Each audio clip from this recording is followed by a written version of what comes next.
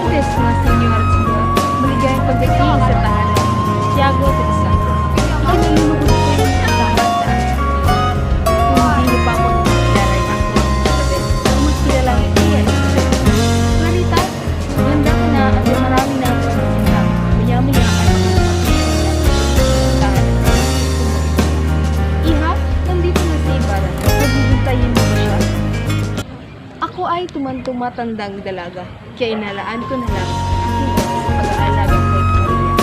Pinangako ko rin sa kanyang ina na kahit kailan ay hindi mararamdaman ni Clarita ang panghuhulingan sa isang